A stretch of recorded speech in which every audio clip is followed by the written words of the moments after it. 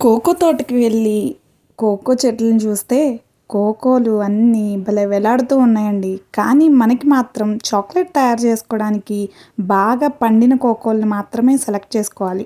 So, అలా పండిన కోకోల్ని select చేసుకొని నేనైతే ఒక 6 కాయల దాకా తెచ్చుకున్నాను. మొత్తానికి అవి కూడా పండినవే కోసానండి. కానీ అందులో కొంచెం పచ్చిగా ఉన్నవి కూడా ఉన్నవి. అందుకే అవి అంత బాగోలేదు. సో, అందుకనే పండినవే ముందు కోసుకోండి ఎప్పుడు వెళ్ళినా కోకో తోటకి. తర్వాత తెచ్చిన తర్వాత వాటిని పగలగొట్టి ఇలా తీస్తే సీతాఫలం గింజలు ఎలా ఉంటాయో సేమ్ అలాగే ఉంటాయి. అలా గుజ్జుతో ఉంటాయన్నమాట.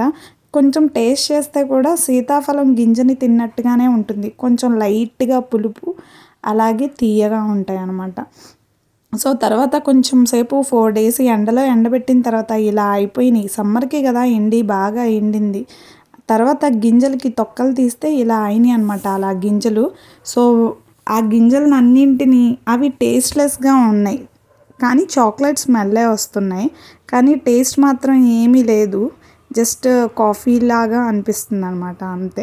తర్వాత వాటిని మిక్సీ వేసి మెత్తగా గ్రైండ్ చేసుకున్నాను. గ్రైండ్ చేసుకున్న తర్వాత కొంచెం పంచదార యాడ్ చేశాననమాట అందులో. తర్వాత బాగా గ్రైండ్ చేసుకుంటే ఇలా మెత్తగా పేస్ట్ అయిందనమాట. అలాగే పంచదార కూడా బాగా మెత్తగా పేస్ట్ అయ్యేటట్టు మనం గ్రైండ్ చేసుకోవాలి.